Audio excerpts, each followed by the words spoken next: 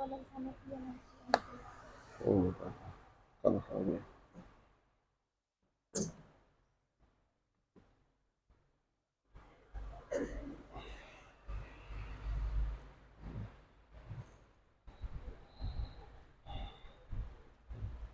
Baik, Pak.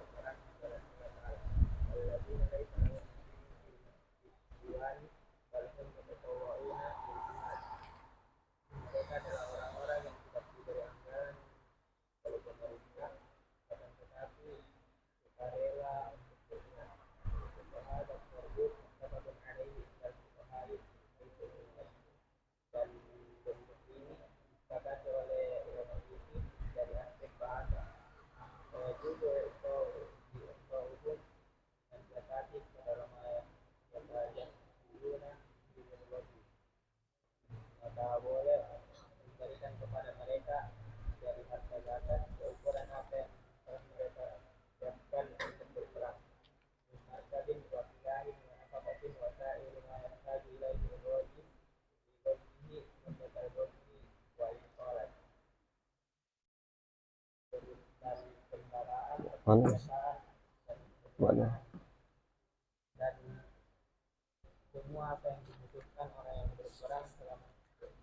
Fisabilillah. Mana? Mana sih? Selanjutnya. Kalau Hanafiyah. Oh ini, ya.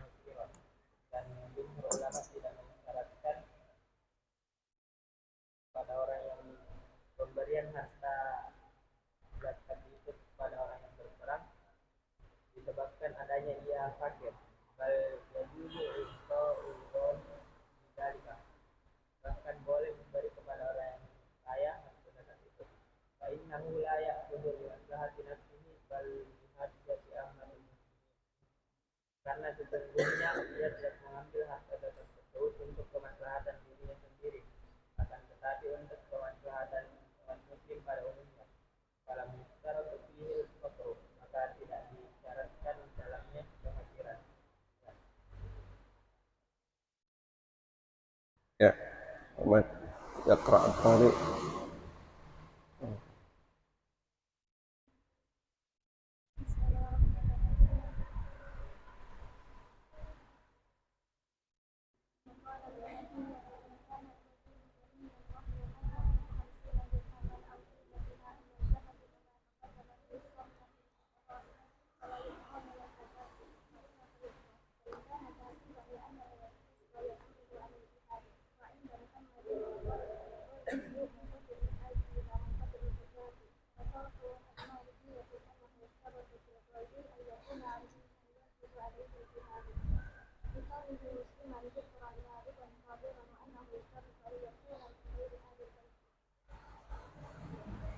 Ya, terus. Bismillahirrahmanirrahim. Assalamualaikum warahmatullahi wabarakatuh. Alhamdulillah, alladzi 'allama bil qalam, 'allama al-insana ma lam ya'lam. Wassalatu wassalamu ala asyrafil anam, sayyidina Muhammadin sallallahu alaihi wasallam wa ala alihi wa sahabatihi wa atba'ihi al-kiram wa ummatihi jami'an alladzina tamassakuna bi syari'atil Islam ila akhir zaman. Subhanaka la ilma lana illa ma 'allamtana innaka antal alimul hakim. Allahumma 'allimna ilma ma yanfa'una wa anfa'na bima 'allamtana wa zidna ilman nafi'an wa 'amalan salihan wa rizqan thayyiban. Allahumma inna na'udzu bika min 'ilmin la yanfa' wa min qalbin la yakhsha' wa min nafsin la tashba' wa min du'a'in la yusma' wa min ha'ula'il arba'. Wassallallahu ala sayyidina maulana Muhammad wa ala alihi wa sahbihi wa barik wa sallim tasliman katsira wa والحمد لله رب العالمين. قال المصنف رحمه الله ونفعنا به في الدارين. وقال الحنفية إن كان الغازي غنيا وهو من يملك 50 درهما أو قيمتها من الذهب كما تقدم في صنف الفقراء فلا يعطى من الزكاة وإلا فيعطى. وإن كان كاسبا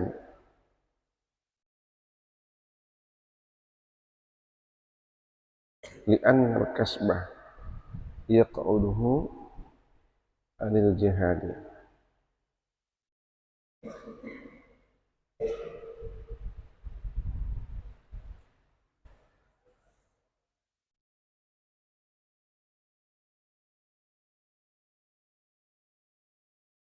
وعند محمد الغازي منقطع الحج لا منقطع الجزاء.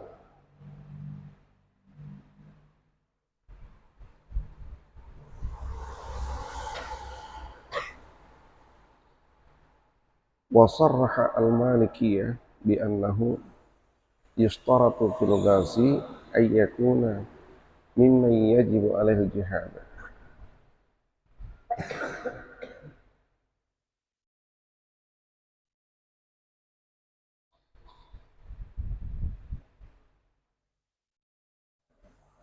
لكونه مسلما ذكرا بالغا قادرا وأنه يشترط أن يكون من غير آل البيت. وأما جنود الجيش الذين لهم نصيب في الديوان فلا يعطون من الزكاة. وفي أحد القولين عند الشافعية إن امتنع إعطاؤهم من بيت المال لضعفه يجوز إعطاؤهم من الزكاة. Sekarang kita kembali melihat lanjutan bacaan kita yang masih terkait dengan mustahiquz zakah. Ya, golongan-golongan yang berhak untuk menerima zakat. Atau pos-pos pendistribusian zakat yang sudah memasuki golongan yang ketujuh dan bahkan sebagian keterangannya ini kita sudah lihat.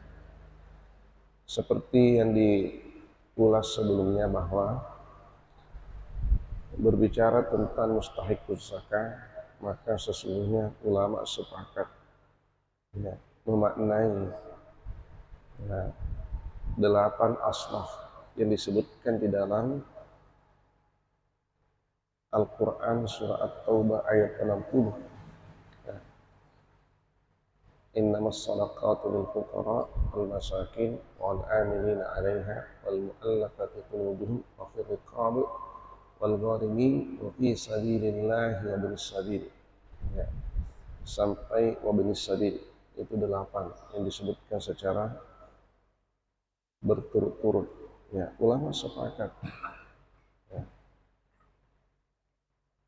bahwa 8 golongan ini itu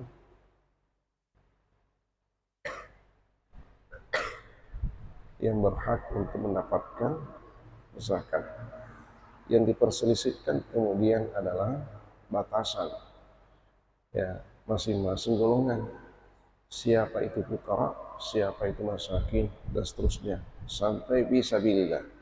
Siapa yang berhak untuk masuk di dalam kategori fisabilillah.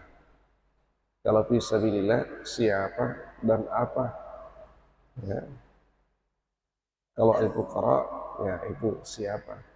Tidak ada apanya di situ. Kalau fisabilillah siapa dan apa? Artinya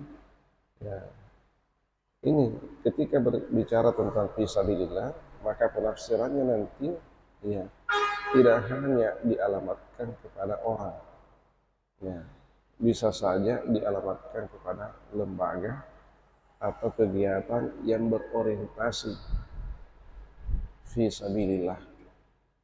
Ya, jadi nanti ya penafsirannya itu bisa dimekarkan, ya, bisa dimekarkan. Inilah hikmahnya kenapa mustahiquz zakat ini bukan ya bukan orang yang disebut. Nah, tapi yang disebut itu adalah status dan kadangkala adalah karakter atau sifat. Nah, seperti ar-riqab. Kenapa bukan abdun? Kenapa bukan amatun? Kalau memang ar-riqab itu dimaknai sebagai budak, ya, pemaknaannya pada masa Rasulullah, pada masa sahabat itu memang budak. Karena itulah ya, praktiknya. Nah, tapi kenapa bukan budak yang disebut? Nah, namun sifat-sifatnya budak yang disebut, karakternya budak yang disebut. Nah, di sini ada isyarat bahwa di belakang hari nanti ketika ya, perbudakan ini ya sudah berakhir karena melihat orientasi perjalanan ini tadrijut tasyri' ya, tahapan-tahapan penetapan atau pelaksanaan hukum syariat ini memang sudah dibaca bahwa ada saatnya nanti yang namanya perbudakan itu akan dipelang oleh perkembangan zaman, kelak akan menjadi kenangan sejarah. Nah, sehingga apakah dengan demikian lalu ar-rikab ini sudah tidak mendapatkan porsi? Ya, ternyata ya, ulama kita yang menggunakan pendekatan kontekstual di dalam memahami ayat-ayat Al-Quran ya, tidak sesempit itu caranya memaknai ar-riqab. Ya, yang ditarik kemudian adalah karakternya, bukan lagi oknumnya, tapi karakternya. Ya, boleh oknumnya berganti. Ya, namun ketika karakter itu dimiliki lagi oleh seseorang, maka kepadanya sangat beralasan untuk diposisikan pada ya, golongan ar-riqab. Begini juga ini fisabilillah. Ya, fisabilillah ini penafsirannya sangat luas, sangat panjang, sangat lebar, sangat dalam.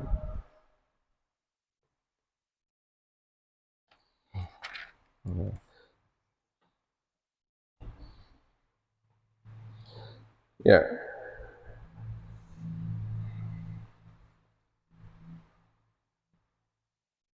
sekarang kita lihat waqala al-Hanafiyah, ya, pengikut mazhab Hanafi atau ulama-ulama yang berhaluan mazhab Hanafi berpendapat in kana al-ghazi ganiyan. Ya, kenapa ada bahasa seperti ini? Karena ya, sebelumnya itu dijelaskan bahwa ya, ada di antara ulama yang memahami fisabilillah itu secara sempit. Ya, memahami bahwa itu tidaknya itu hanya al-mujahiduna fisabilillah, orang-orang yang berjihad di jalan Allah. Nah, kemudian lebih spesifik lagi pemahamannya bahwa nah, itu laskar jihad. Kalau mujahid masih lebar, tapi kalau dikerucutkan lagi pemahamannya bahwa yang dimaksud itu laskar jihad tentara Islam, ya, lebih spesifik lagi maknanya, lebih sempit lagi maknanya. Nah, jadi kalau bukan tentara Islam, ya bukan tentara Islam. Ya. Ya, kenapa dipahami seperti itu? Karena pada masa Nabi, ini laskar jihad ini memang tidak disiapkan anggarannya oleh negara.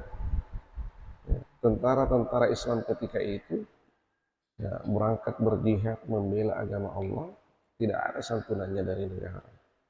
Nah, mereka hanya dapatkan ganimat kalau menang, tapi kalau kalah, ya, dia menjadi budak tawanan orang kafir.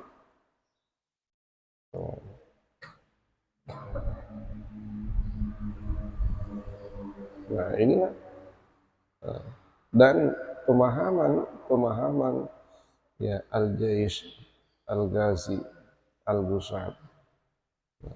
Dalam kondisi seperti itu pada masa Rasulullah memang sangat tepat ya, bahwa ya mereka ini yang pantas untuk mendapatkan santunan dari zakat. Zakat ini adalah gudang hartanya kaum muslimin. Ya, jadi mereka ini yang mewakafkan waktunya, semestinya dia bekerja, tinggalkan pekerjaannya, sekalipun pekerjaannya itu sangat urgen untuk ya nafkah keluarganya, tapi itu ditinggalkan demi untuk mengurus agama Allah. Mereka datang untuk menafkahkan segala-galanya, menginfakkan segala-galanya, diinfakkan waktunya, kalau ada hartanya diinfakkan juga hartanya, ya, diinfakkan malah jiwanya. Wa anfiqu fi sabilillah bi amwalikum wa anfusikum, ya, bi amwalikum hartanya dan jiwanya. Nah, semua diinfakkan untuk agama Allah. Nah, terus ya, yang menyantuni keluarganya di belakang siapa? Itu tidak ada jelas secara fisik, tidak ada jelas. Hanya mereka mengatakan bahwa untuk keluarga aku cukup Allah dan Rasulnya. Allah dan Rasulnya cukup untuk keluarga aku. Apa maksudnya? Itu hanya sandarkan ya nasib keluarganya itu pada keimanannya. Ya, aku ini mengurus agama Allah. Tidak mungkin Allah itu menelantarkan itu keluarga aku. Ya, pasti Allah akan mengurus keluarga aku di belakang, karena aku ini berangkat untuk mengurus agamanya, membela agamanya. Nah, dengan keyakinan-keyakinan seperti ini mereka berangkat. Nah, terus zakat ini datang ya, supaya ada juga hitungan-hitungan konkret, hitungan-hitungan real, ya, hitungan-hitungan secara fisik. Jangan hanya ya umat Islam ini selalu bermain di alam metafisik. Ya.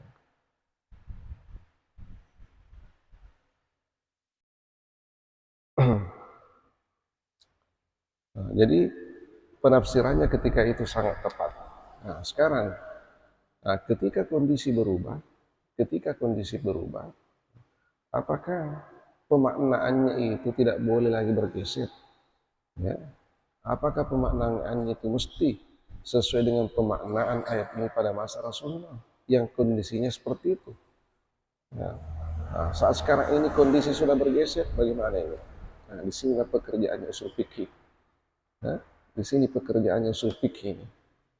Nah, jadi mereka yang alergi dengan usul fikih, ya pasti pemahamannya itu sangat ekstrim, ya eksklusif. Nah, jadi kalau demikian seolah-olah ya, segala hal yang sudah bergeser dari masa Nabi dulu ya, dengan masa kita sekarang tidak lagi sama, maka ya, hal-hal seperti ini mereka kaku di dalam memahaminya, ya, kaku di dalam memahaminya.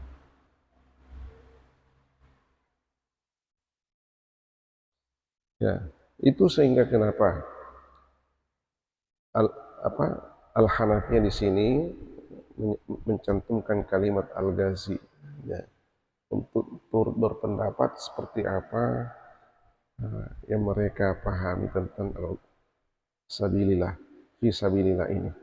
Jadi ingkana al-ghazi ganian, ya, andai kata al-ghazi orang yang ikut berperang itu adalah ganian orang kaya, Nah, jadi kalau dia orang kaya bagaimana? Masih tetap mendapatkan santunan dari zakat, ya? Atau bagaimana? Ya. Nah, kalau dia orang kaya, nah, kan tadi diberikan santunan dari zakat oleh karena ya, untuk menyantuni ya, keluarganya. Tapi kalau dia kaya, persiapan hidupnya banyak. Ya. Yang dimaksud kaya di sini, menurut ukurannya adalah wahwa mayyamliku khamsina dirhaman. Ya, orang yang memiliki 50 dirham, au qimataha, atau yang senilai dengannya minaz zahabi, dari emas. Khamsina dirhaman, 50 dirham.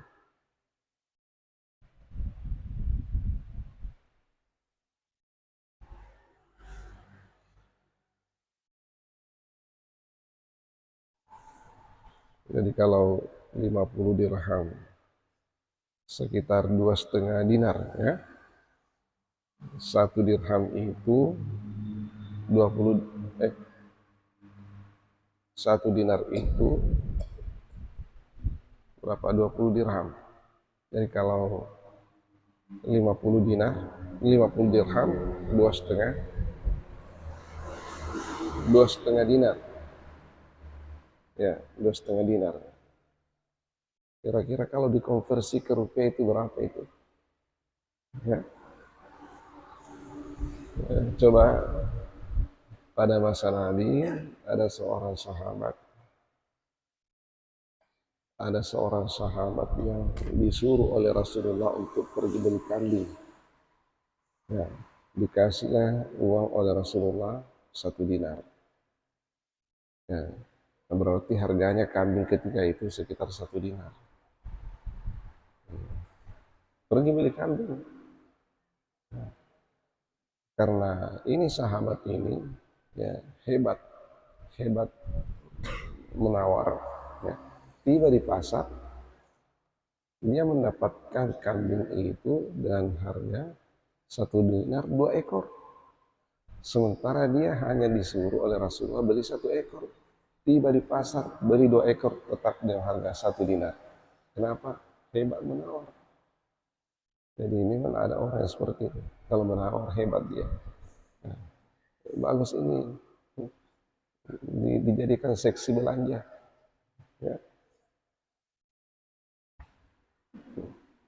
Ya, setelah kembali dari pasar dengan kambing 2 ekor, di tengah perjalanan ada yang tawar itu kambingnya. Ya, ditawar oleh seseorang, kambingnya itu 1 ekor 1 dinar dijual. Nah, sehingga sahabat ini kembali menghadap Rasulullah dengan seekor kambing dan tetap kembali uangnya 1 dinar. Subhanallah. Jadi dia datang itu menyerahkan ini, jujurnya sahabat ini. Kira-kira kalau kita ini bagaimana ini? Ya, nah, ini jujurnya ini sahabat ini. Inilah pendidikan karakter. Yang begini pendidikan karakter. Nah, jangan langsung muncul matematikanya. Oh, ini sudah untung saya ini.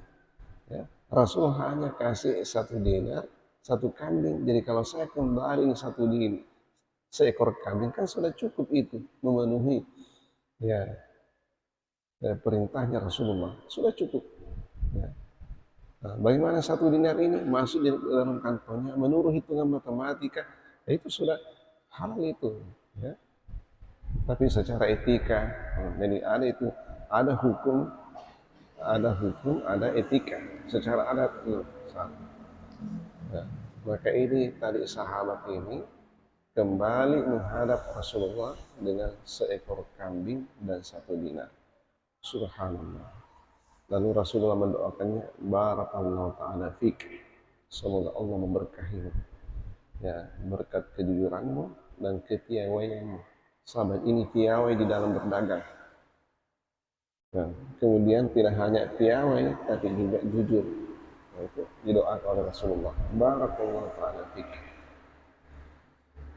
Nah, dari cuplikan peristiwa ini kita lihat bahwa kalau pada masa Rasulullah kambing itu harganya 1 dinar, berarti 1 dinar itu, ya, ini hitung-hitungan kasar ya, hitungan-hitungan kasar.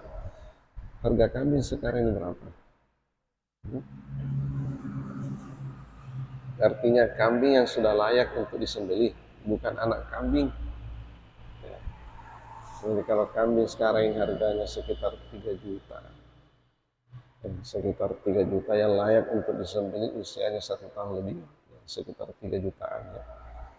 Ya, berarti 1 dinar itu tidak lari dari 3 juta. 3 juta. Kalau tadi dikatakan 50 dirham, berarti 1 dinarnya itu 20 dirham. Kalau 50 berarti 2,5 dirham, 2,5 dinar. 2,5 dinar itu dikali 3 juta berarti berapa itu? 7,5 juta, sekitar itu ya. 7,5 juta. Nah, itu 50 dirham. Nah, jadi berdasarkan pendekatan itu tadi, pendekatan kambing, ya, pendekatan harga kambing pada masa Nabi, dan dikonversi ke masa kita sekarang ini, dikonversi ke harga kambing pada masa kita sekarang ini, berarti 50 dirham yang dimaksud oleh Al-Hanafiyah di sini, kalau uang kita ya itu kisaran 7,5 juta. Kira-kira kalau 7,5 juta itu, ya, satu keluarga sudah bisa hidup tidak itu 1 bulan. Ya, ya tergantung caranya memanage itu. Ya. Kalau setiap hari mau makan ayam, setiap hari makan ayam 1 ekor 1 orang, oh tidak cukup. Ya. 1 ekor 1 orang. Jadi kalau 1 ekor 1 orang, 30 hari, 30 ekor ayam masuk di mulutnya, di tenggorokannya itu. Baru 1 bulan itu, kalau tinggal 1 tahun, ya, 30 ekor kali 12. Ya Allah, bagaimana tidak kolesterol ya. Nah, jadi ada itu orang tua yang sering berkata seperti ini. Itu saya pegang kata-katanya itu. Cek dek genek to, mega caput to. Cek dek genek to, mega caput to. Nah, itu prinsip. Artinya, sekalipun banyak, kalau engkau tidak pintar mengatur, tetap habis.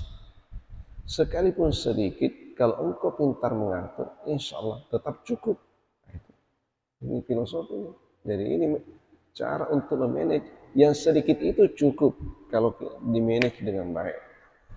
Kalau diatur dengan baik, tepat pada peruntukannya, ya, maka yang sedikit itu cukup. Tapi bagaimanapun banyaknya, kalau engkau royal tidak tahu mengaturnya, tetap tidak cukup. Nah, bagus sekali nih ucapan orang tua kita itu. Cek dek genek to, mai gacap to.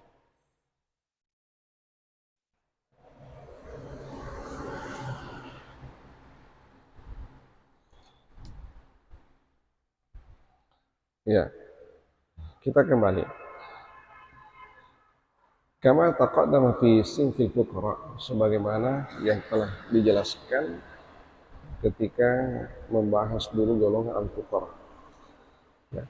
Menurut Al-Hanafiyah, kalau yang ikut berperang itu memiliki harta, ya, senilai dengan 50 dirham, ya, fala yu'ta minaz zakat, maka dia tidak diberikan santunan dari zakat. Nah, berarti kalau begini caranya berpendapat, ya, orang-orang yang berangkat untuk berjihad itu diberikan santunan bukan karena statusnya sebagai fisabilillah, tapi karena ya, kemiskinannya. Nah, kalau begitu caranya berpendapat, jadi bukan lagi melihat bu, bukan karena statusnya sebagai laskar jihad tentara Islam, tapi karena statusnya sebagai orang yang lemah ekonominya. Ya, lemah ekonominya. Kalau itu yang menjadi pertimbangannya, maka ya, ya, ikut atau tidak ikut berperang tetap wajib untuk mendapatkan zakat. Ya, kenapa? Karena kalau pertimbangan lemah ekonomi, ya al-mustadhafin, maka dia sudah masuk di al-fuqara di atas itu atau al-masakin. Posnya sudah siap. Tanpa ikut berperang, dia otomatis masuk di al-fuqara al-masakin. Nah, inilah rancunya ini pendapat ya. Oke, kita lihat dulu. Ya. Wa illa fayu'ta. Ya. Jadi kalau misalnya katanya tidak cukup hartanya 50 dirham, ya itu diperkirakan ya biaya operasional keluarganya itu ya tidak terpenuhi di dalam 1 bulan, maka itulah yang diberikan zakat. Tapi kalau cukup lebih dari 50 dirham, maka tidak diberi santunan zakat sekalipun dia laskar jihad yang tidak dianggarkan ya, insentifnya dari negara.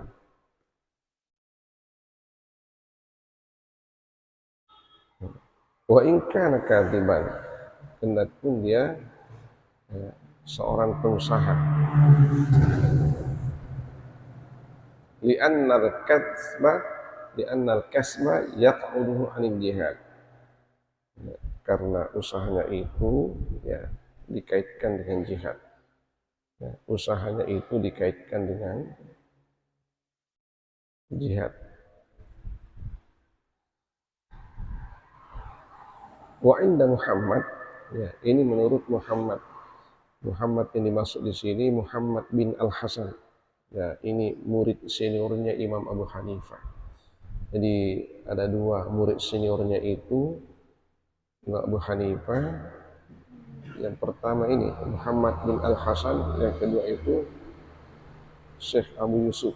Ya, ini Syekh Muhammad bin Al-Hasan dan Syekh Abu Yusuf. Inilah 2 nah, murid seniornya Imam Abu Hanifah yang menulis nah, kaidah-kaidah usul fikih dan seluruh muhadaranya dengan gurunya, sehingga ketika Imam Asy-Syafi'i datang ke Baghdad, beliau berguru kepada 2 murid senior ini. Jadi Imam Asy-Syafi'i itu bukan murid langsung dari Imam Abu Hanifah. Wafat Imam Abu Hanifah di Baghdad, baru lahir Imam Syafi'i di Gaza, Palestina. Ya, pada tahun ke 150 Hijriah. Ya, Imam Abu Hanifah lahir pada tahun 80 kalau tidak salah, 80 Hijriah. Wafat tahun 150 Hijriah. Berarti usianya itu berapa itu ya? 70 tahun. 70 tahun persis usianya. Imam Syafi'i nanti lahir tahun 150 Hijriah. Nah, persis wafatnya Imam Abu Hanifah di Baghdad, baru beliau lahir di Gaza dan meninggal di Kairo di Mesir tahun 204 Hijriah. Berarti usianya beliau hanya 54 tahun. Masih singkat usianya. Tapi banyak karyanya. Ya. Singkat usianya, banyak karyanya. Jadi orang seperti ini usianya boleh, ya, usia hidupnya boleh singkat, tapi usia amalnya luar biasa panjangnya. Sampai sekarang ini terus menerus ilmunya diwarisi, diajarkan, ya. Kitab-kitabnya terus dibaca lintas masa. Ya.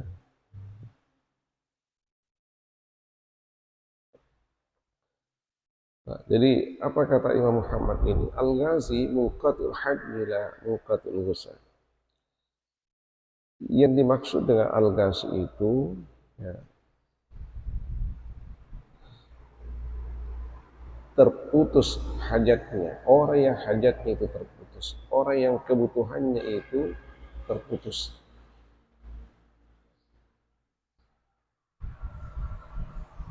Tapi tidak sampai terputus ya hasratnya, keinginannya atau kesempatannya untuk berangkat perang.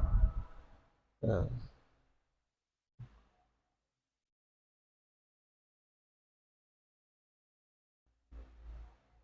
wasarrah al-Malikiyah, lalu al-Malikiyah menjelaskan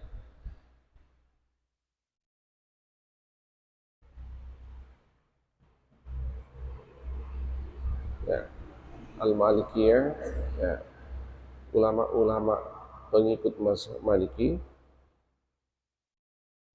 bi annahu yustaratu fil ghazi ayyakuna mimman yajibu alaihi al-jihad. Ya, disyaratkan pada al-ghazi itu adalah orang yang wajib jihad, orang yang baginya wajib berjihad. Ya, orang-orang yang wajib untuk ikut berjihad. Siapa? Likaunihi, ya, karena ya, statusnya musliman sebagai orang Islam, dakaran laki-laki, baligan orang sudah balik, qadiran sanggup. Jadi 4 ini syarat wajib untuk ikut jihad. Musliman. Jadi kalau non muslim bagaimana itu? Wajib untuk ikut jihad tidak? Jawabannya tidak. Tapi bagaimana kalau mereka mau ikut berjihad? Boleh tidak ikut? Ya boleh saja. Tapi hati-hati. Saya dengar itu ada ada riwayat kita baca pada saat pecah perang Uhud. Ketika pecah perang Uhud itu, sahabat ini berangkat di malam hari. Nah, di malam hari itu berangkat menuju Uhud. Ya. Jadi ada di malam hari itu langsung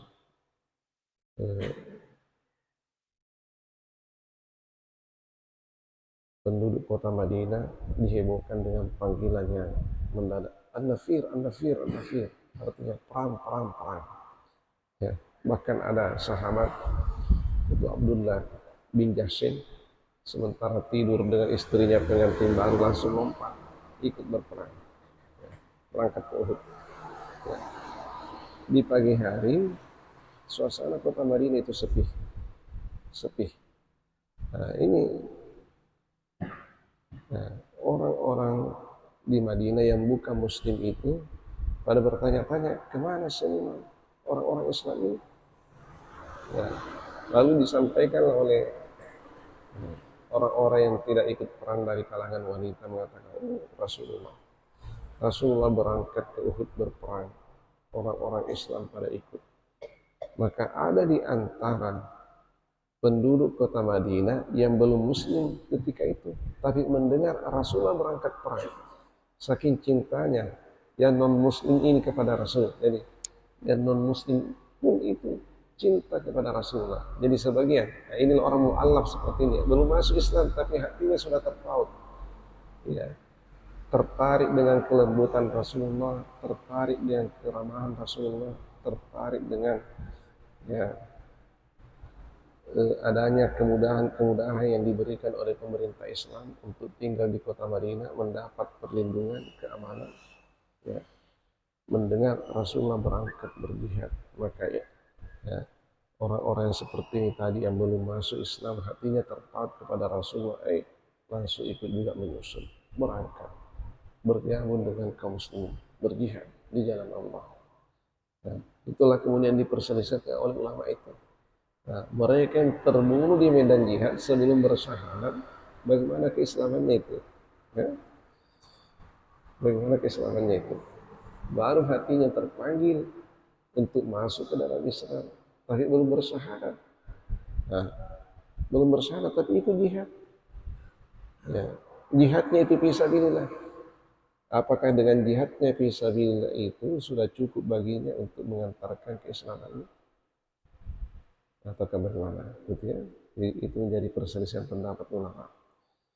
Ada yang mengatakan sudah masuk Islam itu buktinya berangkat membela Islam. Sekalipun belum mengucapkan 2 kalimat syahadat, tapi hatinya itu sudah mengimani ya, Rasulullah, ya, ketuhanan Allah memang sebelumnya tidak diingkari. Nah, yang persoalan adalah menyatakan ya, keimanannya kepada Rasulullah. Gitu.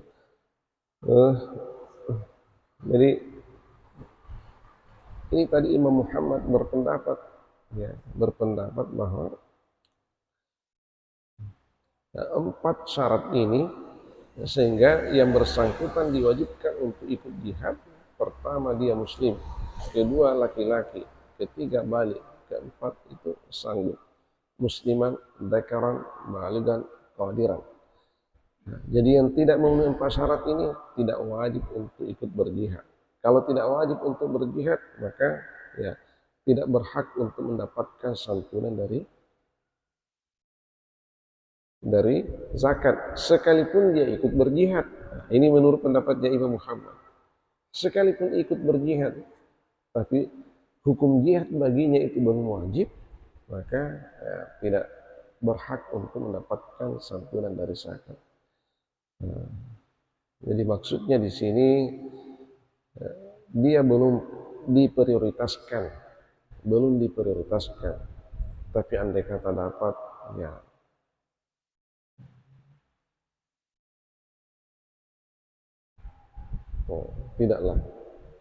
tidaklah mungkin, ya tidak diberi, ya andai kata memungkinkan untuk dapat. Wa annahu yustaratu an yakuna min ghairi alil baiti. Nah, kalau ini tegas disebutkan. Dan juga disyaratkan bahwa yang bersangkutan itu tidak termasuk alul bait. Alul bait, keluarganya Rasulullah. Ya. Jadi alul bait itu tidak mendapatkan ya zakat. Ya. Wa amma junudul jaysh, adapun bala tentara alladzina lahum nasibun fid diwan, yang mendapatkan bahagian dari negara, yang mendapatkan anggaran dari negara, fala yu'tuna minaz zakati, maka mereka itu tidak diberi zakat. Nah, jadi menurut pendapatnya Imam Muhammad dari mazhab Al-Malikiyah ya, menurut Al-Malikiyah ya, jadi itu dipilah laskar jihad yang tidak mendapatkan santunan dari negara lalu memenuhi syarat wajib untuk ikut berjihad, maka itulah yang diprioritaskan untuk mendapatkan santunan dari zakat. Tapi kalau dianggarkan insentifnya dari negara, maka dia tidak pantas untuk diberikan ya, santunan dari zakat. Ya. Jadi melihat pendapatnya ini semua, Al-Hanafiyah dipertegas oleh Imam Muhammad bin Al-Hasan, Syekh Muhammad bin Al-Hasan, ditambah lagi Al-Malikiyah, berarti memang bukan status tentara yang dilihat, tapi status adanya dia tidak berkemampuan atau tidak berkelapangan.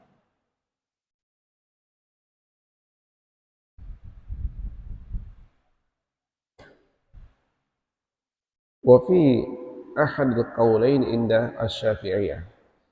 Ya.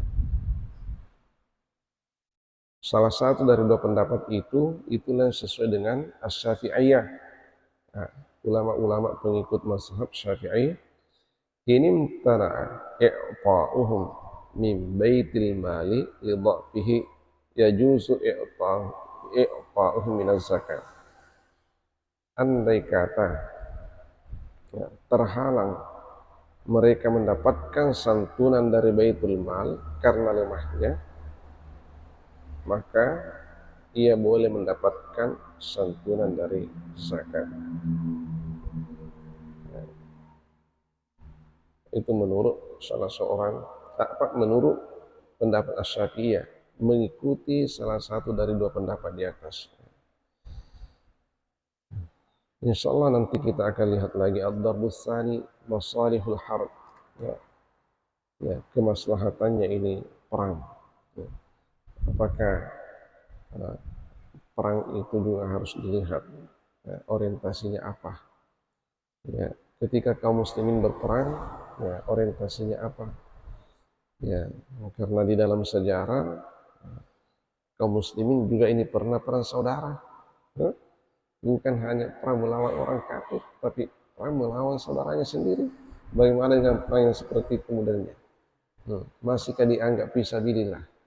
Sementara di hadapannya itu bukan orang kafir, ya, sesamanya. Nah, kalau sesamanya, itu saya riskan dipicu oleh persoalan pribadi atau golongan, kelompok, atau dendam lama yang bersemi kembali. Bagaimana itu, ya? Nah, ini saking kritisnya ulama kita itu, saking hati-hatinya ulama kita itu menyalurkan harta zakat ini pada tempat yang tidak tepat. Nah, hati-hati sekali. Nah, disebutkan perang apa dulu, ya, harus diteliti perang apa dulu.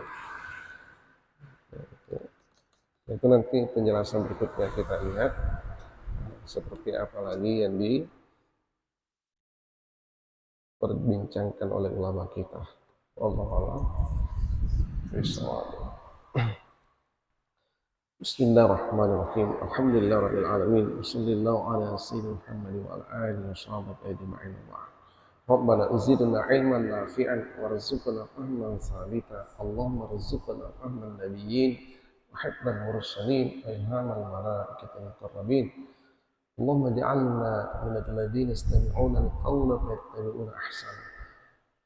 Wassallallahu ala sayyidina Muhammad wa ala alihi wa sahbihi wa barik wa sallim tasliman katsira.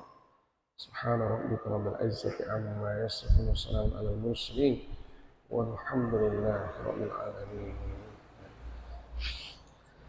Wa ma taufiqi illa billah